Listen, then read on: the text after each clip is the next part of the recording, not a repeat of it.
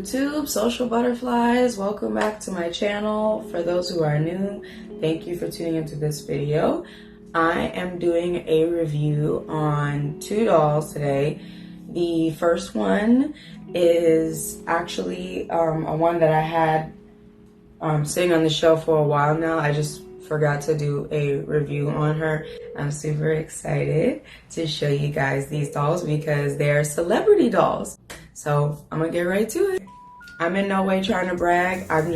This is just my hobby. This is like a little bit of part of my fashion passion. I guess you could call it that. It's a fashion. This is the reason why I went to fashion school. So if you want to call me a crazy doll lady, basically I am. It's a genuine passion of mine, and I just wanted to share it with people. And for those who love this hobby that I've been getting into over the last 2 years, to be able to give you guys some ideas on some really high quality fashion dolls that you can get into. These are some really, really nice dolls. They're very good quality dolls. So let me get into Miss Elizabeth Taylor. For those of you who don't know who Elizabeth Taylor is, she is one of the older Hollywood actresses. She was one of like I guess you could say the OG Hollywood figures of her time. Elizabeth Taylor was born in London, England in 1932. She passed away on March 23rd of 2011 at 79 years old, and she currently rests in California. But yeah, she moved to the US in, 1939 to LA, and her family put her into acting at a very young age. She was like 12 years old when she had her first role. She received many awards. She was known as that classic Hollywood glamour girl, very popular actress.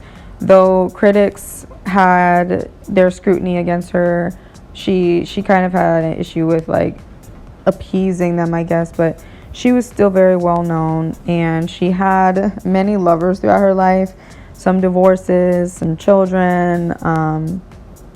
She struggled with scoliosis, being prone to like hospitalization. Like she had some health issues, she had some addictions, and it seemed like there was a lot that she was struggling with. Chronic back problems gave her more complications that contributed to her scoliosis. She also was susceptible to pneumonia, which I find really, really sad because like in her role with one of her films, that's exactly what happened. And I don't know if that was written for her specifically, but yeah, it's kind of sad. But on the other hand, she was like a female activist. She had a very extensive jewelry collection, fragrance line. She wrote a book to spread more publicity for the artists that she supported, the artists who designed the jewelry, that is. But yeah, she was very, very popular actress of that time, and they say that the career started to decline between 68 and 80, but she retired from 80 to 2007.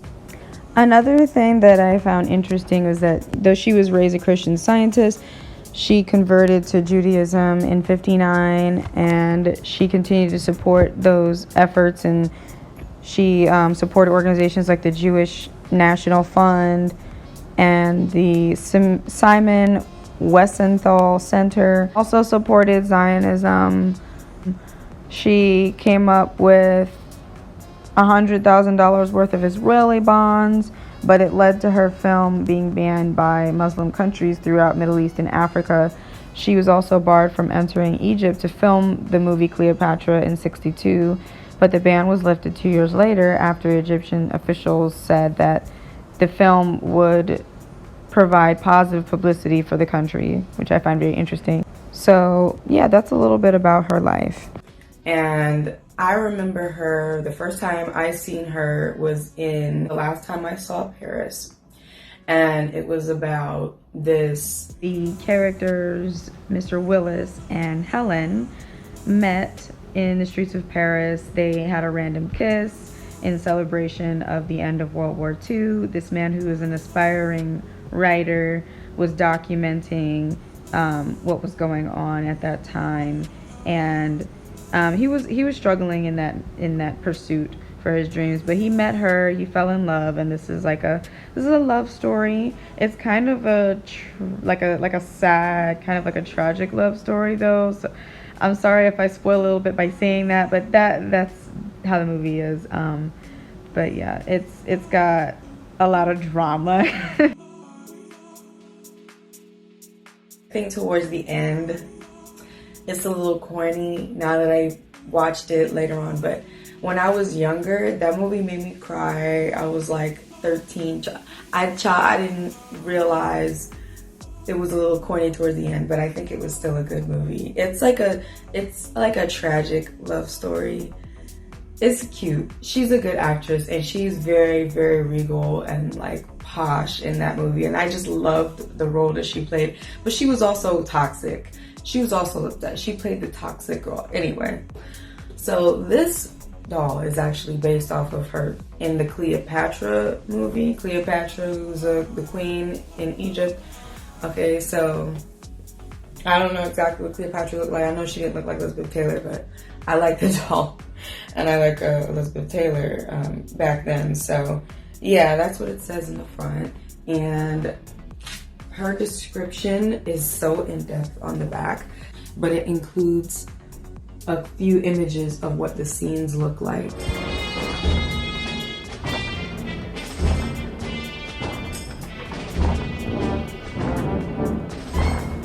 So if you guys want to see that, that's what that one scene looked like. And then this is her in the exact same costume.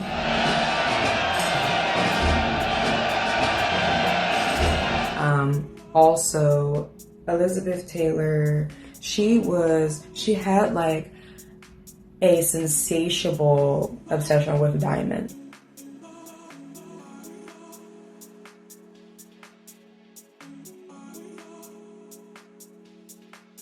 She's got her paperwork and like a little ad from Barbie, and then her certificate of authenticity here with the signatures, which is really, really cool. Taylor's signature, not her actual, it's not actual pen, it's a print of it, but it's a high quality print. And then this is the chairman and CEOs right here. Her signature actually helped me when I was trying to figure out my signature, because my name starts with an E and I really didn't know how to like compose my E when I was learning my signature. But yeah, so this is her box, a little dented right here.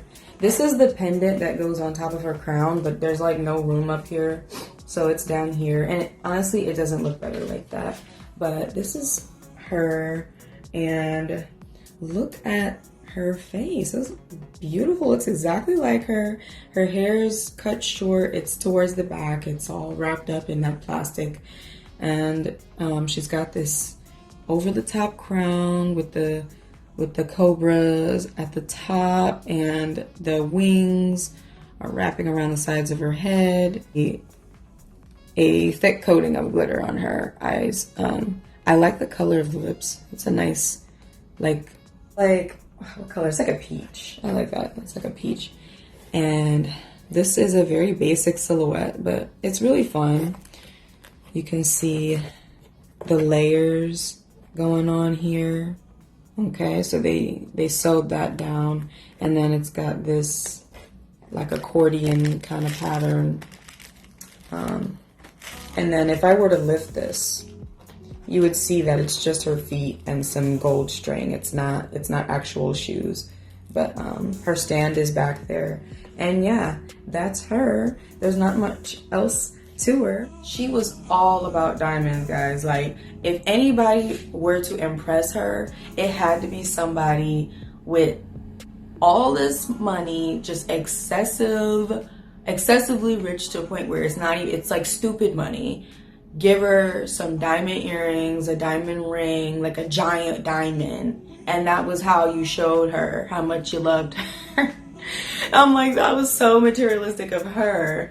But then again, it was like, these people were actually, these guys, they were willing just to impress her. A very vast collection of diamonds that auctioned off for millions. I don't know if she really had any deep connection with any of the men that she was with. There was one guy she said she really loved, like truly, like with all her heart or whatever, and like he spoiled her rotten. So I don't know. I think it's cute when like a man is like spoiling his woman, but again, I'm like, are you trying to buy her? Like, what is it? Like, there's a difference between like spoiling your woman out of love and then trying to buy a woman to impress her. You know what I mean? Anyway, you can let me know how y'all feel about that in the comments if you want. I know some of y'all are quiet. On to the next doll. I snagged Diana at such a good deal. I was so happy because I've been waiting to find her. This is literally one of my favorite. This is my favorite black Barbie. So who is Diana Ross? She was born in March 26th of 1944 in Detroit, Michigan. She's currently 77 years old, and she is a well-renowned singer and actress from the 60s and the 70s. That was the height of her career. Her pop solo trio, The Supremes, embarked her career, and she starred in films such as Lady Sings the Blues and The Wiz. The Wiz is the spin-off of The Wizard of Oz. It's a more Afrocentric, I guess you could say, spin-off of it. And it also had Michael Jackson in it. So that was one of my favorite films growing up. Believe that you can go home. Believe you can float on air. Yes, click your heels 3 times. If you believe, oh, then you'll be there. That's why I want you to believe in yourself.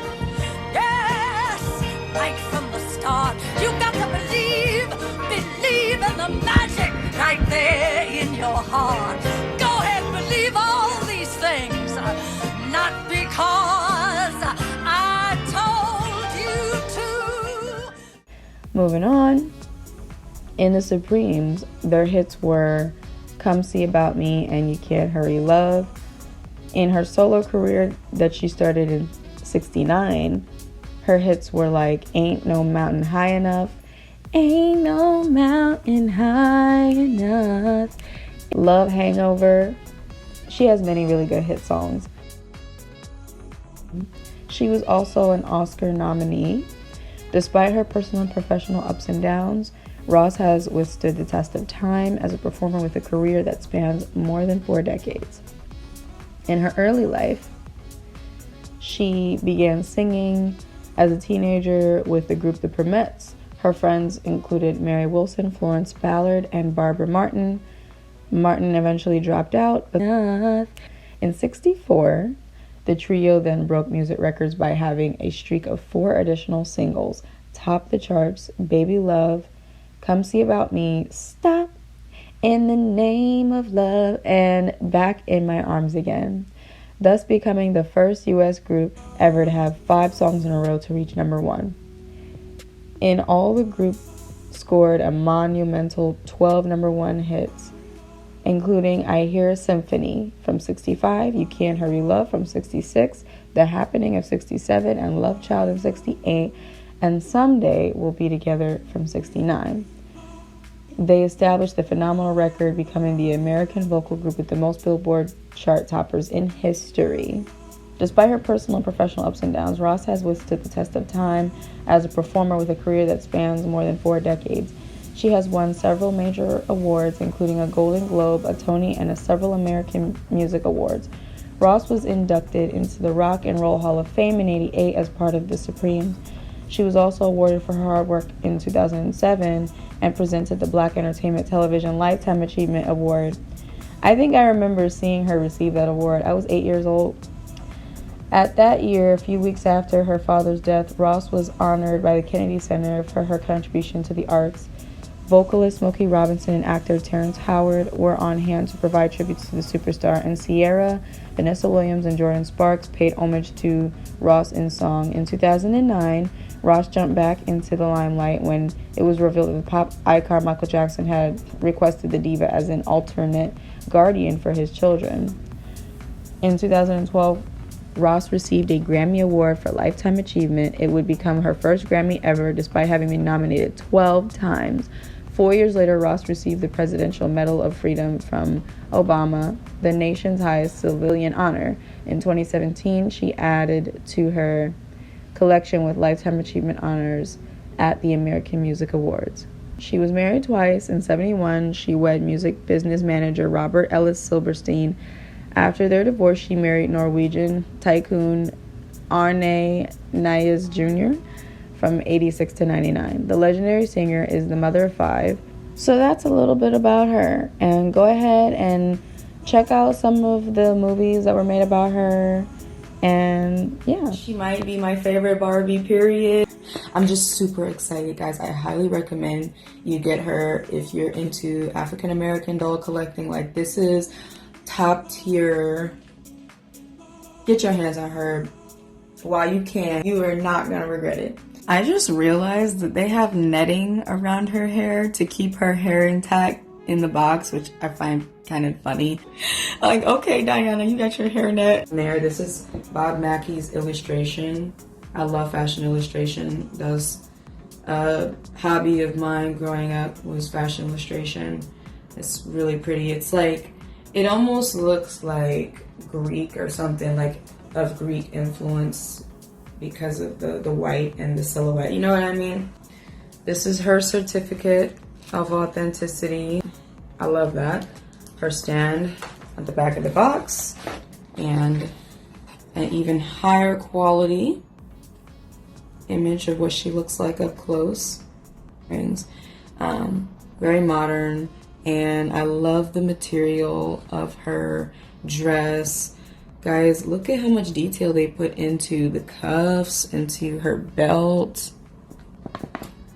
Mermaid effect. They actually sewed this to the box to get it to flare out like that, which is kind of interesting. I wanted to show you guys the shoes. I don't know if I'll be able to. Those are the shoes. Those are the shoes peeking back there. Those are cute. That concludes this Celebrity Doll series featuring Elizabeth Taylor and Diana Ross. Thank you for tuning in. Thank you to everybody who has subscribed to my channel. We just hit 250. That is so cool. That's awesome. I get like 1 or 2 subscribers a day, and sometimes I see who's subscribing, sometimes I don't. Sometimes I get a little email notification, and I'll visit, the account and see, like, who's my audience. And yeah, I love that. It's awesome. So thank you again.